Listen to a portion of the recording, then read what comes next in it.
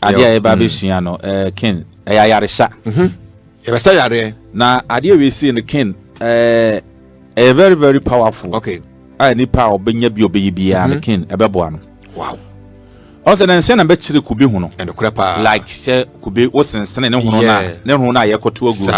Me kire say esayare na unsa dance e fimu ba ye. Ye. After now kwa ma dance de bi kwa into am monwie. Na say kin de me de ba foforo eye koko ne shell no.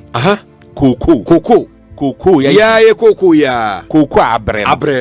O say ye bo koko na. Na ye adwan na ye abane ne afimu a. Na de koko adwan ne shemu na ya to agu. Yeah. Sa koko de adwan ne shemu na ya tugu no. Ye no na me be kan ho asem. Be kan say koko kura no. Koko ni kura no.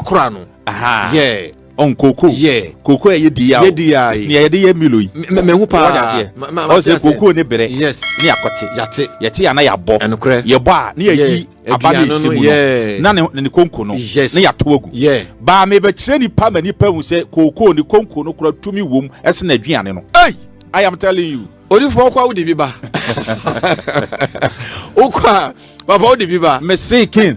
Koko no ne shell no ne konko no yes ye bo ane ya to agu no e power sene sa koko na nkasa ne yeshemu na ye de be koko na ye ba be no I'm telling you koko ne shell no to pese o chem se no chese ahodi wo mkura che aduane na nkasa wo mu no kine me mata kura se da na ye dua koko ye bo koko na wo na ye yi aduane free mu ne konko no yeah ye tugu no baby a ye di begu bia kin e ho mfuda sa unko unya koko do me ndua bi da ye de sa koko no koko ni konko na ye to agu no kin baby a sa koko ni konko ni begu bia e ho mfuda chese sa koko ni konko no e ye spray ye di spray ngura.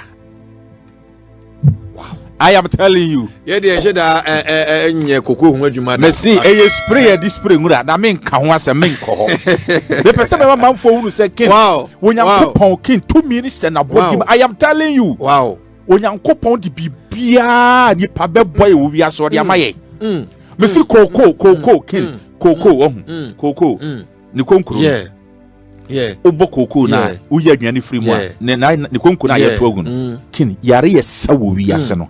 Se kan ni pani ma wo koko fo no obo mu bia koko no. Eye ma nwa so obi wo so ye koko farmer o si stoke kwache no. Menti ase. Obi wo so ye koko farmer kin. Odua koko na o si stoke kwache no. Wontimi nante no bubu dem emna koko na ankasa koko na kin koko na a wo bo na wi koko adwan na free mu no ne konko na wo to agu no betimi asa stroke yare na papa de se we wo mu se onu se sanyo ma okay ni no papa China fo na brofo no o ma fa fi akọ se ye no nyini die ye wo man ye nimu ntina ye bre no but ye hu mo sana na e ase ye nimu de o mo ye o man Ghana de nimu anse ne bedi ne nne ye nti o man ne koso no ase mo ye bedi ne nne no emfa ho se ne koko no kura no obeto ma China ni no wonya sika obedi ne nne ya ton you don't think about future. That's the reason why man Ghana ye bre no. Because I dey say na papa o kano nipo no oye kuku but onim enimidie mfa kuku na ngasa oye onimidie o. Sika na obedi ne no. Oh China for no we am import ko. I am telling you. Oh yeah, me sikin hwe. Ne wo tie me a wo hwe me. I was stroke yade dane so. Sa kuku na you know. On say na me pim manya. Yetimi wie ne mono koko no ne konko no. Wow. Yeah, ovia na I say I say better bi I say chingon live. Wo. Sa de na ewo mu na say chingon no kin yare esa woni pam nya senkoto a. Na papa Ghana de ya me be boy ma da achepa. Me say o man bi eni wi ase yankopon bu afu te say Ghana ntina ye bre no. Yento o man Ghana asofo ogum bebre na ntina ye bre no. Because onyankopon dwen Ghana ho timi se wo man we de wonu no ho nkanhira wo de amaye no ko de ko man China fo o de ko man India fo kran keye onyame ama wo man we bibia na so still na ira so na ere baba ere baba ere baba na adai papa on say nyama oba ye krum a ye mpena ya reject no eno na brofo no ede ye omukro yi o you know the reason why I'm so Nyankopon te ho na Ghana for here baba no ne buo fie because oje Nyankopon nyama ye biem nyama ye reject okrum ase na we ya me ka ne ho asem ke me ka de sunsuma ka kire me ka ma kire nipa na obi akoya na wato na nso so no sen company fo no betimi afade ewi kinan ka ya ye no special anka sika nke benya wo mu ka koko na ye de ne seed no aduan na ye de je koko na ye ton na ka koko ni ne ho no ne shell no kin wo hu na nke no so sa yare papa we Ghana ni ntomu ntie omu ntie a metimeka we Ghana ni ntomu mfa na se Ghana wo hwe ni krom ni bibini be yade pa obe support da bra yo ntina ye bre share kintina ye bre yo na kasa koko ayi ameka kin hwe me kire na obe no ni obetimi akabi awe me se ibu ha nka meka awe but ebia wo de me so ye borofo se okọ school nti kinhwe pe koko no ye koko na ya bo no ye ye adwan na free mo no konko na ya to agu no fa bi ne ya bre na me kan wo ne ya bre no na de twitwa nkete fagu cup ma 1 cup unya 1 cup wo hu no wa pe gallon eye 1 gallon on se gallon 1 erugu petrol no 1 gallon no na wa pe nsuo half to 1 gallon obe fill nsuo half na wanwa odu be si su ja so nsuo na me kan obe nua nsuo obe no nsuo ma nsuo na huru nsuo na ben nsuo ni ben a na sa koko na otwitwa na 1 cup no hu odi nsuo no agu koko no agu mani nsuo be for 20 minutes bo se na ebe dissolve abe nsuo no na afi waso ni nsuo no wa obe sivu so a nsuo no ye no na wo benom ye no na wo benom na ne wo hwem ya kin me say wo se stroke dan so wonya de a me kire no obe soro ya nante I am telling you. Obi a stroke down so. Me say you wash me yakin was stroke down so. What the koko fu mu o. Koko no ma bo no mo koto. Won say sa koko ni share no. Won fam rafie. Obe hu yare ya besa no. Wow. Kiwi na wash me ya was ye the prostrate. Ye the rubber share ni be mem. Me hu obi o ye koko ni ko utwa koko. Wo say the rubber share wo be mem. Awurade Nyankopon. Emra koko hunu na koko ni se na mu tuguo no mu po koko na mo yadua na fu na koko na na matogu emra sa koko na mu togu no wa wo see prostrate ya di rubber she wo bemem ebe sawo yare I am telling you koko me se pe koko ne kin koko na ba no hu koko na ya bo no ye yadua na free na share no me se twitwa na 1 cup o twitwa 1 cup a gallon 1 gallon wo hu enya ko 4 gallon yellow wine no small wine no fanso half o de penso half na fasi jaso ne no a mani huru hwie koko na otwitwa na 1 cup no mani so 20 minutes na sieve nsuo no egu adem o de fa ye wo nsuo ne nom sab rubber na de ahye wo bemem no se wo nya mfiri ho na nyamenti ase se rubber na ye de ato bemem no se wo ya de we bi na se rubber no wo nyi rubber na emfi obemem a na de obo osoro bo asase no de obo koko ama menu mienu ye beto wasase si no na chese nyame enni ho ginomese no na frɛ na tuanamo na brodi fo Moses na ase weni ni ade a ese Christopher Ghana ye de ho to so na yesua na aboa ya menu mienu 0244 45 68 52 0244 45 68 52 0244 456852 0244 456852 and answer 0549 744422 0549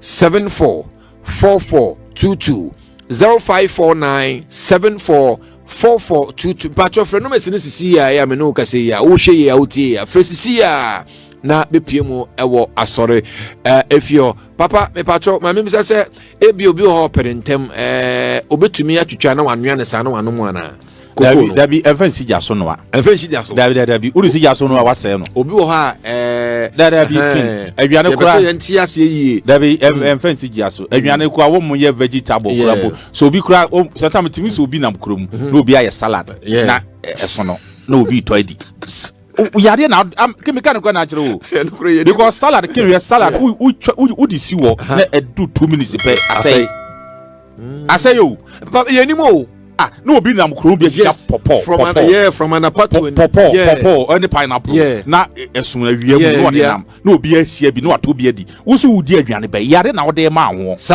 I am telling you what you saying me say aduane mpokura vegetables so pokura ne kin yemfa ngu aduane mu no one aduane na wie na vegetable wo de agum na heat no aben no awode no kwa na abenya ade ye me yo mo ntrefie mo hia eti kin ye ko ni say we kin be ye wo tie me yo so wo diabetes eti kire yare onko kokoko konko na yini bi ne share ni bi se mti kire no onye ye wo tie me wo kidney problem ni kidney kidney problem kin I am telling you ompe koko no ye bo koko na wo de omunyi koko aduane ni firim na wo de fa koko ni konko no wo de fa brafi twitwane nketenkete kapoma fansuo 1 gallon half no a mani huru hwie koko no ho ensuo 20 minutes sivu nsuo no wo de nom anopane anwumre yare na ebekọ kin hwe akoma yare biara ye wo hwem ye wo tie bo wa akoma yare e fe bi say heart enlargement akoma yare biara me say kope koko ho na me chembe ne nom ebekọ kin hwe no wo asma dane so no wo asthma kin I am telling you no wo BP blood pressure me say kin na do na ma kire no na kin ba ma bi a wo tie mi akin me say ne ma ye wo fom ba ma bi a wo tie mi akin o kompa so a enche no da ba bi ba ma wo tie mi a wo hwe o pese na yire ma ne mu piafo onye de ma kire no e ko meda ho me say kin wo de koko no o mu de mu koko adwane fi mu a me say ne say no kin wo de kabinare ne keke no I am telling you now carry the kekakin a powerful crossing send here open so egu no but say wo carry ne say no say wo car e be onu je say manya bi be mama bi nti bi a enti am say wo de adu nso ne gu hu ne twa adwane firim you see wow kin what you say Matthias me say ne owo asma edan so obi hwe me kin na ne sukusuku I say wo hu ade yie what you say na ne nso aye say kusubi what you say ade ne da ho hu ne hu ade yie blue say red say black hu ne yie hu ade yie na ne nso ne kusu me say wonya ade a me che ne nso be tennis cray na ne nso be tennis cray kin obi hu ade ye cray I am telling you obi a wotie making owo waist pains sisi yare waist pains drivers for no koko a woton oye koko farmer osimisisi mesin for no na wona mo na okura poma koko na wudua na betimi asa sisi yare onim na nso so wusu unim wo de oyi afiri mu akoton ma agiska aduane na ne hiane ska na kin ye de match sisi yare nyine ko I am telling you what you say obi a what sasabro what you say sasabro awututuo wonye ne ye match ne ken awade dimu no yesu di mu osoro gyane na so wow kin eti emelo no nti wa kin se ba kan bebre bible kan yo o se yendi aduaba no yeni aduane no ne fa na ha no ensa ye ho yare nyankopon wo ka so ekwasea dabi etu ba so nyansa se nyankopon ya me o guy o onyame atna se atro se meme se yare we se wo de wo se nyankopon no wo dum nyansa se na nyankopon ye guy ro papa no o ye serious e simple e normal natural wo call baby woni kabie ne ya ha na ada mechi akwankyere a eye abahu na obidi sa the prostrate enokre doctor wo hwe no enso de sa wo bi yare enokre to do kinyenko oni adafo agimisem na eye wonwa me ye sure say eye wonwa pa wo ye pedi wo tie ye wo ye MP wo ye minister wo ye doctor wo ye lawyer wo hwe ye wo tie ya we ni de yankopon ede ma ye original boni bi enim kroje na me kama kejua wo ya obo say yes yankopon ni tumi ewo na bodie mu ampa 0244 456852 0244 456852 0244 456852 and I say 0549 744422 0549 744422 0549 744422 friend no message this here ya wo hwe and I would tie fresh see ya me no ka say na to anamo na be pie mu ewo asore efio on ade e wo kokoo mu yesi Ghana ha yedue kokoo nanso ya ho kyerɛ yɛ paa ya yare paa papa you know ya me show bia na Awurade mi obia yare ama wo bo sui ade ama che yare bebrebe na wo bo so yare bebrebe amanfo yare paa wo bo so saa no kin e simple amanfo yare wo le koku no ko bo muto koku no what you say o de wo ko to nu na gu no o de fa papa you won o news go kroma ye dua koko so o ma meni o news go na ya na me chire kube hu na amanfo kube hu no short ye wo kokoto obi si kube hu no wo bo ameto ama wo first na me tugu ma ti odi for Moses e kube hu no sa yare o de ko sa wo yare what you say sana koko na tie kin I am telling you koko no obo ya bre na wo yi aduane free mu an konko na akoto agun kin me say yare ye sa no wo hu e be je wo nsem enti kinya me show no ade me kwa mo bia e fo di for Moses so na so the great power ministry ye da wo so bia ni me nsia odwuma sem si kasem o ware sem obi do ka o so ntwa promise and free disappointment diabetes the da wo so wo ho bia da wo so bia ni me nsia anopa ya na onyankopon me fa me nsa so aboa wo amoje ne fa ho di aye wo de afrem ni nkomo number no 0244 456852 0244 456852 0244 456852 and 0549744422 0549744422 Everything shall on your case. Your family for Musi. Share me ewo chiro. God bless you. Papa ya minshirawo. Ene wa wo hwe so Yankopon enshirawo. Aha. Ena abura eyipoma ewo kwemu a ede dwumede no ene de no ede esi. Dasene minumie no ye person so ehiemu ebiem. Kosoa ehwe Konka TV na tie odifo Moses. Na ubeye inshira papa kin you want for into na me pokin ade amachire the owo brain damage the na adwena say the adwene na say on adwene no brain damage on wo ya ade wo ya adwene beti so pepepepe ama no wato yanko amen papa ya minshira